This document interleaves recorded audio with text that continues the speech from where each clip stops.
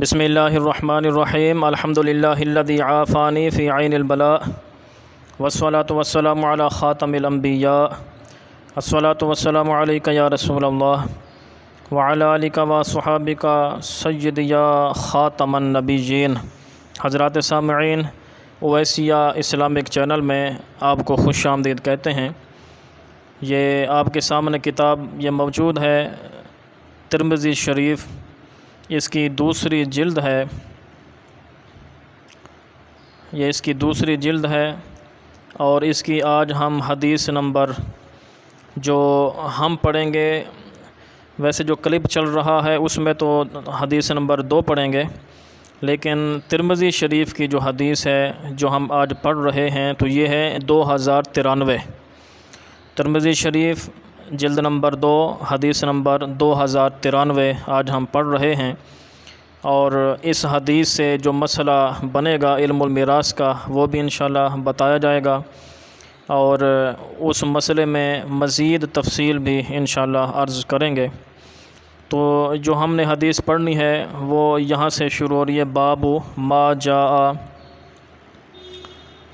فی میراث بنت الابن مع بنت الصلب، بیٹی کے ساتھ پوتی کی میراث کے بارے میں یہ باب ہے۔ اب یہاں سے حدثنا سے ہم حدیث پڑھیں گے۔ حدثنا الحسن بن عرفۃ حدثنا یزید بن ہارون عن سفیان الثوری عن ابی قیس الاودیشی عن حذیل بن شرحبیل قال جاء رجل الى ابی موسیٰ وسلیمان بن ربیعۃ فسألہما عن ابنة وابنة ابن واخت لأب وام، فقال للابنة النصف وللأخت من الأب والأم ما بقي، وقال له انطلق إلى عبد الله فاسأله فإنه سيتابعنا، فأتى عبد الله فذكر له ذلك وأخبره بما قال، قال عبد الله قد ضللت إذا وما أنا من المهتدين ولكني أقضي فيها ما قضى رسول الله صلى الله عليه وآله وسلم للابنة النصف ولابنة الابن السدس تكملة الثلثين وللأخت ما بقي۔ هذا حديث حسن صحيح۔ وابو قیس الاودی اسمہ عبد الرحمن بن ثروان کوفی وقد رواہ ایضا شعبۃ عن ابی قیس۔ تو یہ ہم نے حدیث جو ہے وہ پڑھ لی ہے۔ اس کا ترجمہ ہے، ہم سے بیان کیا حسن بن عرفہ نے، اور وہ کہتے ہیں کہ ہم سے بیان کیا یزید بن ہارون نے، ان سے بیان کیا سفیان ثوری نے، ان سے انہوں نے روایت کیا ہے سفیان ثوری سے، سفیان ثوری نے روایت کیا ہے ابو قیس سے، اور ابو قیس نے روایت کیا ہے حذیل بن شرحبیل سے۔ اب اس حدیث کو جو روایت کرنے والے ہیں وہ حذیل بن شرحبیل ہیں۔ یہ حذیل بن شرحبیل اس حدیث کو روایت کرتے ہیں، کہتے ہیں کہ ایک آدمی ابو موسیٰ اور سلیمان بن ربیعہ، ان دونوں کے پاس ایک آدمی آیا، فسألہما، اس آدمی نے ان دونوں ہستیوں سے سوال پوچھا، مسئلہ پوچھا، مسئلہ وراثت کا تھا۔ مسئلہ پوچھا کس بارے میں؟ عن ابنۃ و ابنۃ ابن، پوتی، بیٹی اور پوتی کے بارے میں، اور اس بہن کے بارے میں کہ جو باپ اور ماں باپ دونوں سے تھی، یعنی سگی بہن۔ تو اس آدمی نے ان دونوں ہستیوں سے بیٹی، پوتی اور سگی بہن کے بارے میں سوال پوچھا، مسئلہ پوچھا کہ اگر کوئی بندہ فوت ہو جائے، یہ تینوں وارث چھوڑے، تو پھر ان تینوں میں سے کس کو کتنا حصہ ملے گا، یہ مسئلہ ان سے پوچھا جا رہا ہے۔ تو اب ان دونوں ہستیوں نے فقالا، اس مسئلے کا جواب دیا۔ کیا جواب تھا کہ للابنۃ النصف، بیٹی کے لیے آدھا حصہ ہے، وللأخت من الأب والأم ما بقیہ، جتنا بچے گا وہ سگی بہن کے لیے ہے۔ وقال، اور ان دونوں نے کہا لہو اس آدمی سے انطلق الی عبداللہ، عبداللہ سے مراد یہاں پر بین السطور لکھا ہوا ہے کہ عبداللہ سے مراد ہیں عبداللہ ابن مسعود رضی اللہ تعالیٰ عنہ۔ تو ان دونوں ہستیوں نے اس آدمی کو کہا کہ تو عبداللہ بن مسعود کے پاس چلا جا، فاسألہ، تو ان سے تو مسئلہ پوچھ لے، فإنہ سیتابعنا، کہ بے شک وہ بھی عن قریب ہماری پیروی کریں گے۔ فاتا، پس وہ آدمی آیا عبداللہ ابن مسعود کے پاس، فذکر لہ، عبداللہ ابن مسعود رضی اللہ تعالیٰ عنہ کو اس کا ذکر کیا، ذالک، اس بارے میں، واخبرہ بما قالا، اور جو انہوں نے مسئلے کا جواب دیا تھا اس کی بھی خبر دی۔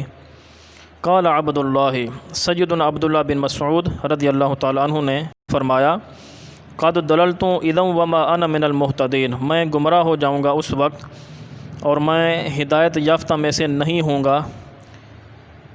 یعنی ان کے بتانے کا مقصد یہ تھا کہ میں اپنی طرف سے یہ مسئلہ نہیں بتاتا، ولکنی اقضی فیہا کما قضا رسول اللہ صلی اللہ علیہ وسلم، اور لیکن میں اس مسئلے کے بارے میں وہی فیصلہ کروں گا کہ جو فیصلہ مصطفیٰ کریم صلی اللہ تعالی علیہ وآلہ وسلم نے کیا ہے۔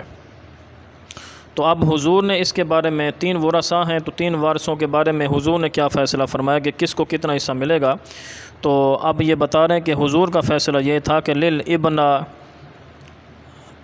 تل نصف، بیٹی کے لیے آدھا حصہ ہے، والی ابنۃ الابن السدس، اور پوتی کے لیے چھٹا حصہ ہے، تکمیلۃ الثلثین، 2/3 مکمل ہو جائے، تاکہ 2/3 مکمل ہو جائے، وللاخت ما بقیہ، اور جو بچے گا وہ سگی بہن کے لیے ہے۔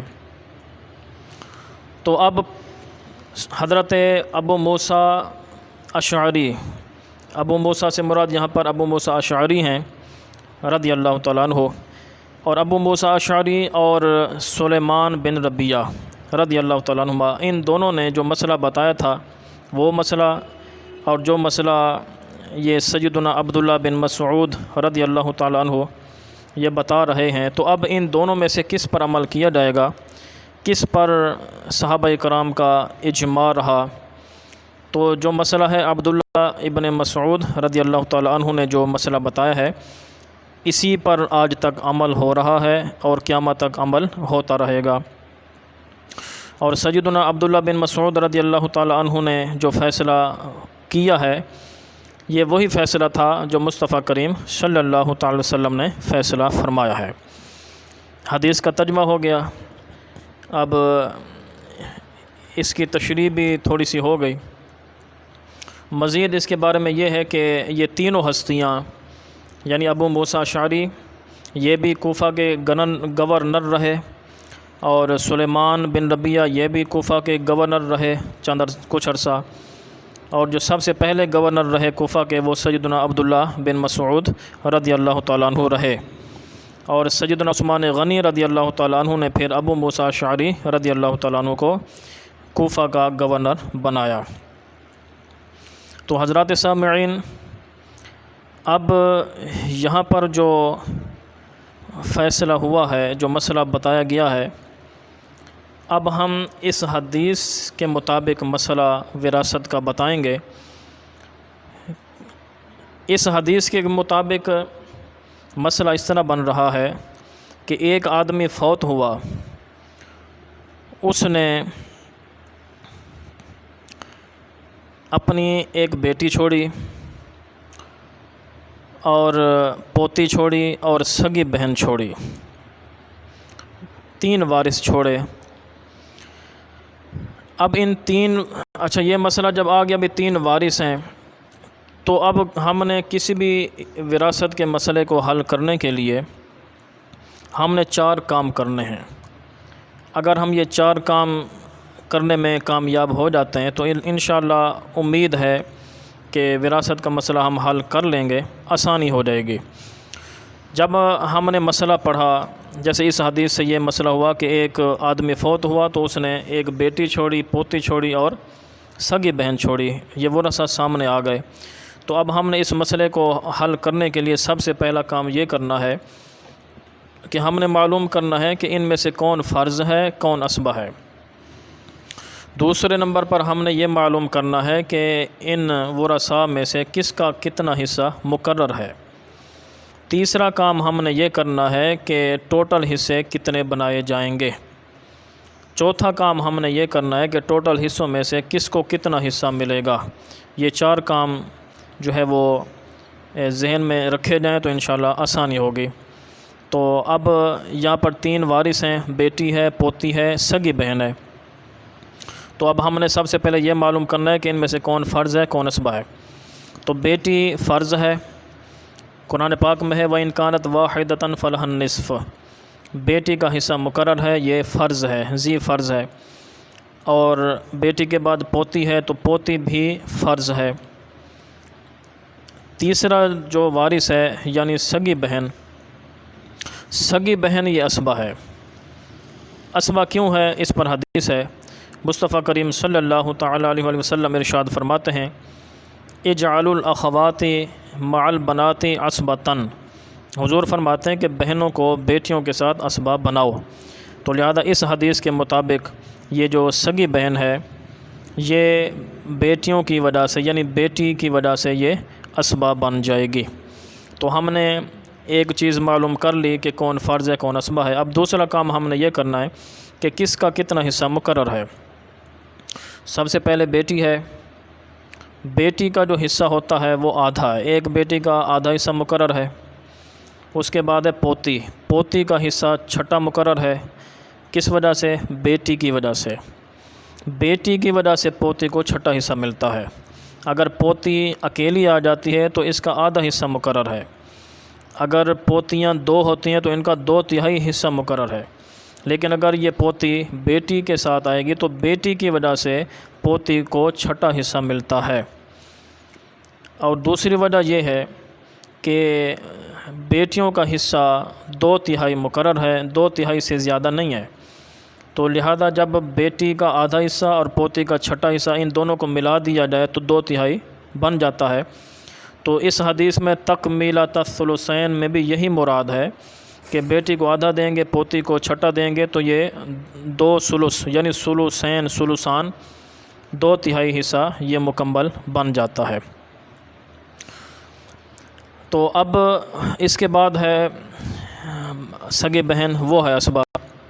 تو ہم نے حصے بھی معلوم کر لیے، اب ہم نے یہ معلوم کرنا ہے کہ ٹوٹل حصے کتنے بنے۔ جو آدمی 3 وارث چھوڑ کر گیا ہے اور ظاہر مال بھی چھوڑ کر گیا ہے تو کل مال کے اب کتنے حصے ہم کریں گے، اب یہ ہم نے معلوم کرنا ہے۔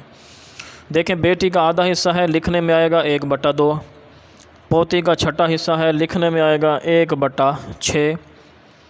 ٹھیک ہے، اب سگی بہن تو اسبہ ہے، اس کا کوئی حصہ مقرر نہیں ہے، تو ایک طرف اب 2 ہے، دوسری طرف 1/6 ہے۔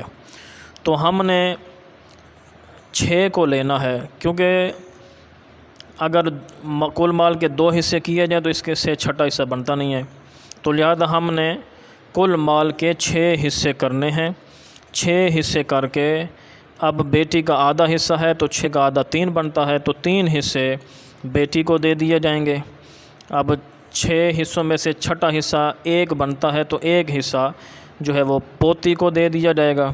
3 اور 1 4، باقی بچ گئے 2 حصے، تو وہ 2 حصے جو بچ گئے ہیں یہ بچا ہوا مال اسبہ کو ملتا ہے۔ تو یہاں پر اسبہ موجود ہے سگی بہن، تو یہ 2 حصے سگی بہن کو دے دیے جائیں گے۔ اب اس حدیث کے مطابق جو ہے وہ مسئلہ حل ہو گیا۔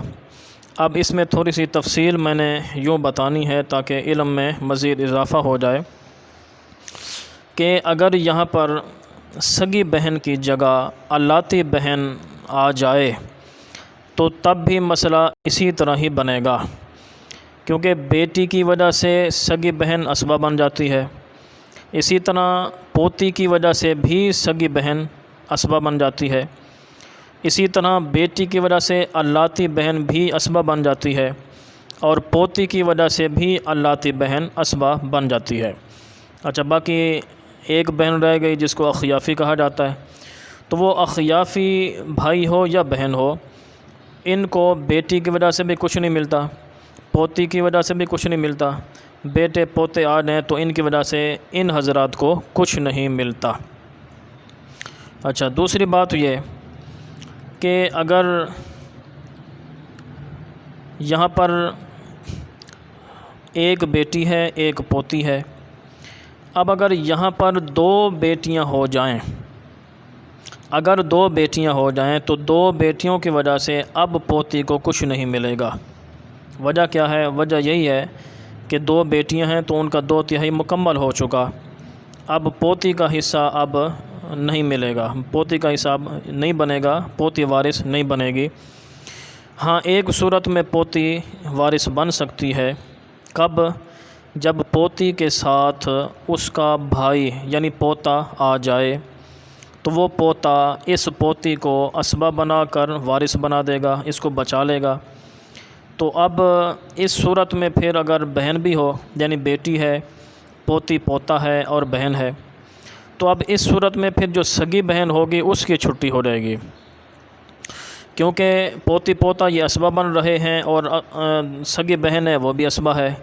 تو اب جب دو اسبہ اکٹھے آ جاتے ہیں اور وہ الگ الگ ہوتے ہیں، یعنی جیسے پوتی پوتا یہ اسبہ ہیں اور بہن اسبہ ہے، یہ دونوں آ گئے، تو اب ان میں سے دیکھا جائے گا کون قریبی ہے، جو قریبی ہوگا اس کو ملے گا، جو دور کا ہوگا اس کی چھٹی کر دی جائے گی، اس کو کچھ نہیں ملے گا۔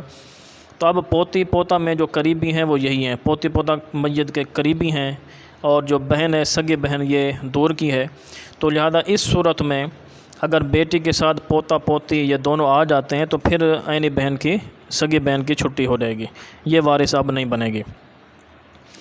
اچھا، اسی طرح اگر پوتیاں دو آ جائیں تو اس صورت میں اب ان پوتیوں، دو پوتیاں ہیں تو ان کا پھر بھی چھٹا حصہ ہی رہے گا، اور چھٹا حصہ جو ملے گا ان میں یہ دونوں برابر کی شریک ہو جائیں گی۔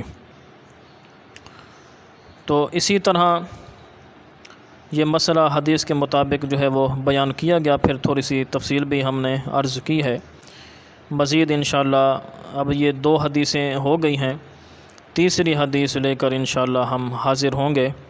اللہ پاک ہمیں علم المیراث سے محبت عطا فرمائے، علم المیراث سیکھنے کی اللہ پاک توفیق عطا فرمائے۔ السلام علیکم ورحمۃ اللہ وبرکاتہ۔